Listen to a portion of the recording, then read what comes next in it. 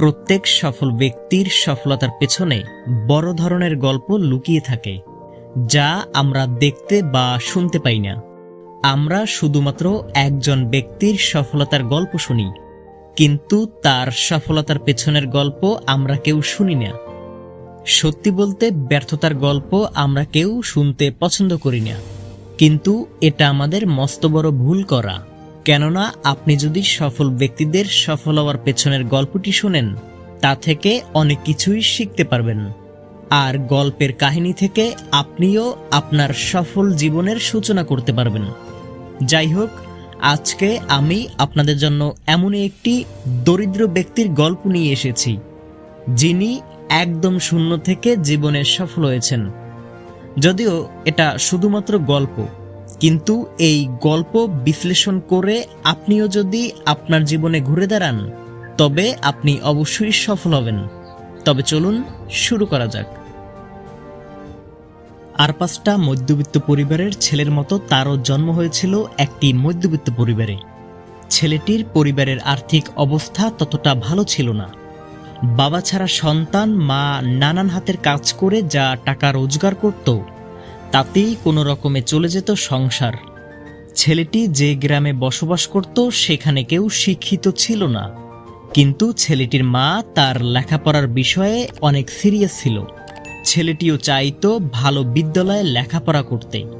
ছোটবেলা থেকেই ছেলেটির স্বপ্ন ছিল সে ইংলিশ মিডিয়ামে ভর্তি হবে, কিন্তু কি আর করার, একটা মধ্যবিত্ত পরিবারের ছেলে হয়ে শহরের ইংলিশ মিডিয়ামে পড়াটা শুধুমাত্র তার জন্য স্বপ্ন ছিল। স্কুল জীবনের 10 বছর শেষ করার পর ছেলেটির মায়ের শারীরিক অবস্থা খারাপ হতে থাকে। একই সাথে পরিবারের আর্থিক দিক ক্রমশ খারাপের দিকে যেতে থাকে। তখন ছেলেটি ভাবল, এখন সময় এসেছে তার নিজের কিছু করার। এভাবে আর কতদিন চলবে? ছেলেটি চাকরির খোঁজে বেরিয়ে পড়ল, কিন্তু একজন এসএসসি পাস ছেলেকে কে চাকরিতে রাখতে চাইবে? তবুও সে নিজের উপরে আত্মবিশ্বাস রেখেছিল। এক জায়গায় এসএসসি পাস ছাত্র চাকরিতে নিচ্ছে শুনে সে ইন্টারভিউ দিতে চলে যায়। ছেলেটির জীবনের প্রথম ধাক্কা সেখানে খেল সে। ইন্টারভিউতে জিজ্ঞেস করা হয় ফরেন ক্লায়েন্টদের ইংরেজিতে ম্যানেজ কিভাবে করবে। সে কোনো জবাব দিতে পারে না, কারণ সে ইংলিশ মিডিয়ামের ছাত্রছাত্রীদের মতো ইংরেজিতে ততটা ভালো ছিল না। তার সামনে পরিস্থিতি খারাপ ছিল বিদায় সে ইংলিশ মিডিয়ামে পড়তে পারেনি। একে একে অনেকগুলো ইন্টারভিউ সে দিয়েছিল, কিন্তু প্রত্যেকটিতে ব্যর্থ হয় সে। একদিন সে তার মাকে বলল, মা আমি ব্যর্থ। তখন তার মা তার মাথায় হাত বুলিয়ে দিয়ে বলল, ব্যর্থতার হাত ধরে সফলতার সৃষ্টি হয়। জীবন এক প্রকার যুদ্ধের মতো, সেখানে আমাদের প্রতিনিয়ত যুদ্ধ করে বেঁচে থাকতে হয়। মার কথা শুনে ছেলেটি ভাবতে লাগলো, যুদ্ধের জন্য অস্ত্রের প্রয়োজন হলে জীবন যুদ্ধে কি প্রয়োজন হতে পারে। তখন তার মাথায় আসলো সে কেন রিজেক্ট হচ্ছে বারবার সে প্রশ্নটি। যখন সে বুঝতে পারল যে ইংরেজির দুর্বলতা তাকে সামনের দিকে যেতে বাধা দিচ্ছে, তখন সে যুদ্ধের অস্ত্র হিসেবে ইংরেজিকে ধরে নিল।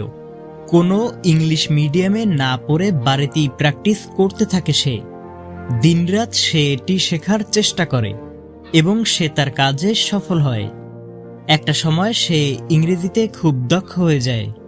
সে আবারও প্রথম রিজেক্ট করা কোম্পানির কাছে গেল চাকরির ইন্টারভিউ দিতে। তখন তাকে আবারও একই প্রশ্ন করা হয়। তার জবাবে সে বলল, ক্লায়েন্ট ম্যানেজ করতে ইংলিশ মিডিয়ামে পড়ার প্রয়োজন হয় না স্যার। ইচ্ছে থাকলে যে কোনো ভাষা শেখা যায় এবং সেটির ভালো প্রয়োগ করা যায়। এভাবেই একটি জবাব দেয় ছেলেটি। তখন ইন্টারভিউয়ে থাকা স্যার তার কথা শুনে অবাক হয়েছিলেন এবং তাকে চাকরি দিয়েছিল। পরিশেষে হাজার কষ্ট বাধা বিপত্তির পর সে চাকরি পেয়ে তার মাকে নিয়ে সুখে শান্তিতে বসবাস করতে থাকে। গল্পটি যারা বারবার জীবনে ব্যর্থ হচ্ছে, সফলতার মুখ দেখতে পারছে না এবং যারা ইংরেজিতে কোনোভাবেই উন্নতি করতে পারছে না, তাদের জন্য অনেক শিক্ষণীয়। আশা করছি গল্পটি আপনাদের ভালো লেগেছে। আজ এখানেই শেষ করছি। সবাই ভালো থাকুন।